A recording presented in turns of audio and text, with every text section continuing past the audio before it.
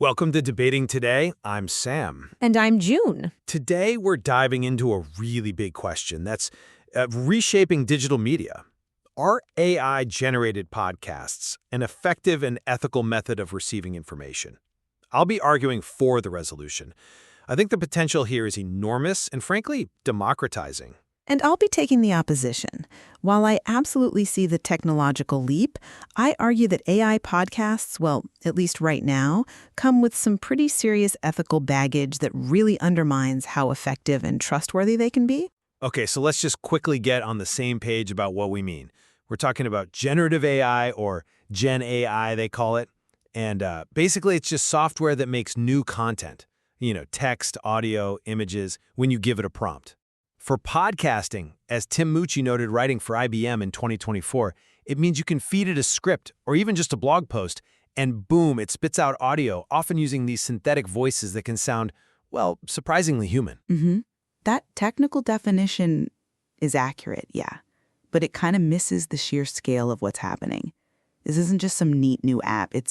It's huge. The World Economic Forum, back in 2025, actually compared this AI revolution to the invention of the printing press. Now, when you have change that big, it really forces us, to ask some urgent questions about ethics, about rules, about intellectual property, and maybe the biggest one, is this innovation going to help human creativity or just replace it? The stakes are incredibly high. See, I hear high stakes and I think high opportunity. I'm supporting this resolution because I genuinely believe AI podcasts can be super effective for getting information across, and importantly, when they're done transparently, they're actually ethical because they open doors for so many more people. And I'm arguing that the risks, the flood of low-quality stuff, the potential for job losses and exploitation, and the very real threat of disinformation, these risks are so significant right now that they completely outweigh any claims about effectiveness or ethics. Okay, let me lay out my case then. First off, accessibility and democratization. Gen AI, it just blows the doors open creatively. It gives people who maybe don't have the tech skills or the fancy recording gear or just the time to produce polished audio. It gives them a chance to be creators. Think about turning, say, a detailed research paper or a long blog post into audio people can listen to on their commute. That's powerful. And we saw the appetite for this during the pandemic. Podcast listening shot up. What was it, over 50% according to Ryan Vivush in 2024? AI just takes down some major barriers here. Access is good, but access to what exactly? Access to effective, often educational content. Look at learning. Research like Al-Farsi et al. In 2024 shows AI tools can actually boost student engagement when they're creating media. And there was another study, Minon et al. 2025, looking at interactive AI podcasts. Even with limitations, they showed real promise for helping students learn at their own pace. Imagine tailoring content instantly to what a student needs. That's incredibly effective. And the ethics part? Look, guardrails are coming online. Research by Gamage and others in 2025 showed that just putting a clear label on synthetic content significantly bumps up the chance, like 25% more, that people recognize it's AI made. That transparency is crucial. Okay, I hear you on transparency, but I can't agree that this system as it stands is ethical or truly effective yet. Let's start with the quality issue. My first big worry is this thing people are calling AI slop. Just low effort, automated junk flooding the place. David Ritchie mentioned back in 2025 that something like 5,000 new shows were popping up a week. When you automate content creation that fast, you risk prioritizing just volume over actual human quality, over nuance, depth, real connection. Enrique Dans wrote about this in 2024, this potential erosion of quality. It's a threat to media integrity itself. If the platforms just reward whatever gets clicks, even if it's automated garbage, aren't we just drowning out the authentic voices you want to lift up? That sounds more like a growing pain? Maybe a market adjustment? Not necessarily a fatal flaw in the tech itself. I think it's deeper than that, and it connects directly to my next point. Job loss and exploitation. You talk about empowerment, but this same power is causing huge anxiety. We saw it play out very publicly with the Hollywood strikes, as Banturakis and Venturini mentioned. Creatives are genuinely scared that AI will undercut their work, or worse, use their voice, their likeness, without fair consent or compensation. Duncan Crabtree Ireland from SAG-AFTRA put it starkly in 2025. No performer should compete with their digital double. Protecting human creativity isn't some side issue, it's a core ethical demand here. But is an informational podcast really the same as, say, an actor's performance in a movie? The use case seems different. The principle of fair use and compensation applies, but the risks go beyond jobs right into the information itself. My final major point is disinformation and this really worrying idea of reality apathy. AI makes spreading false information faster, cheaper, and scarier. We saw AI-generated voices used to try and interfere in the Slovakian election. Langston and Dabalos reported on that in 2023. When you can create convincing deepfakes, synthetic voices, it just erodes public trust across the board.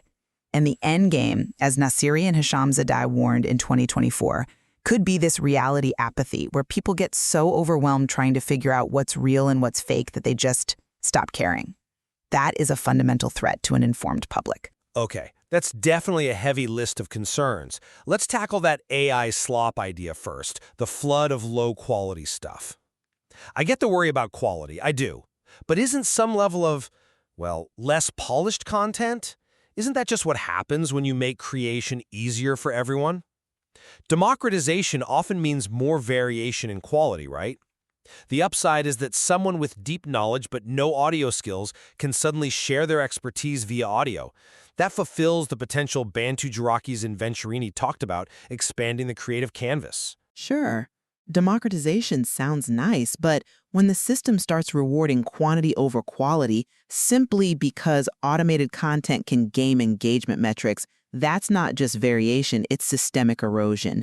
Like Enrique Dans argued, it's an ethical problem for the whole information ecosystem.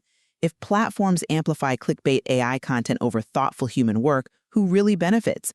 It feels like it just feeds the platform machine, not genuine communication. It actively makes it harder to find reliable information, doesn't it? Which actually leads me to challenge your whole access point.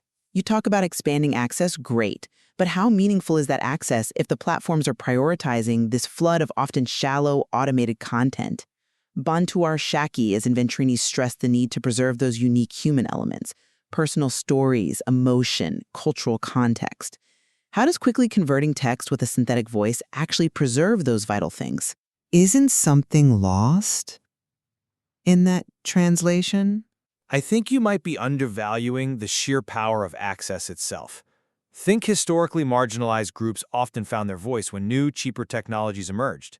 If AI tools like Google's Notebook LM, for example, are easy to use and basically free, that accessibility has inherent value. It allows creation that simply wasn't possible before due to resource constraints. And let's not forget education again. Al-Farsi et al. Showed using these tools improves student engagement. That's real value right there, outside the purely professional media sphere. Okay, let's pivot to trust. How can we ethically trust AI-generated content when it can be so easily weaponized for manipulation?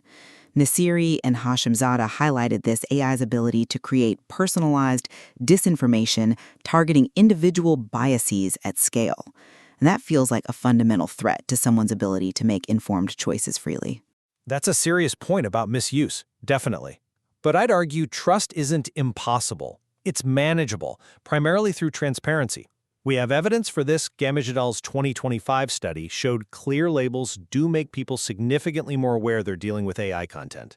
That awareness is the first step towards critical consumption.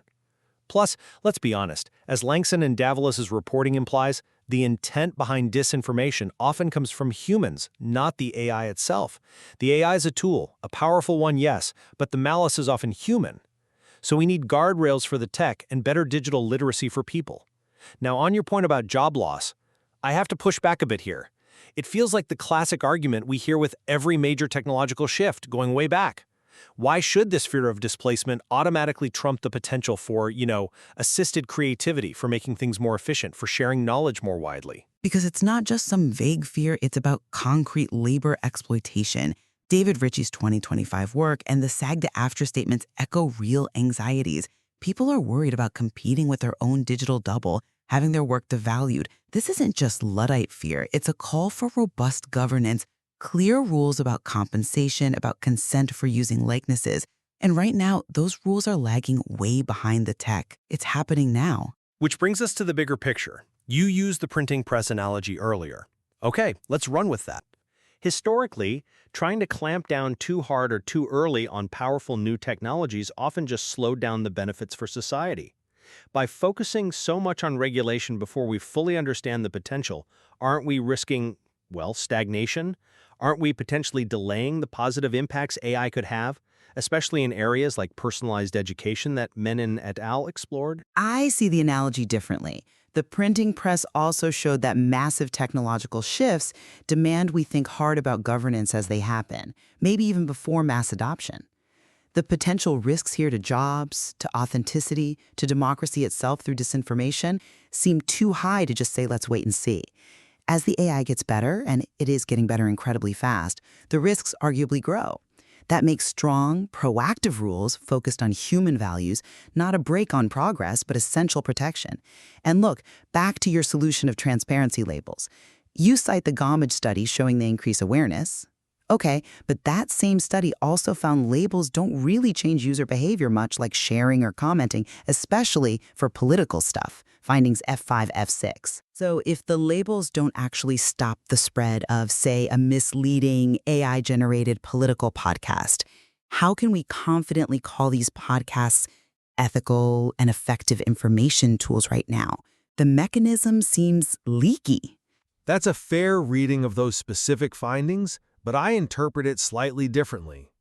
Even if labels don't drastically change sharing behavior immediately, Gamage et al. Suggests they do encourage users to pause, to think for a second before engaging. The goal isn't or shouldn't be immediate censorship or restriction.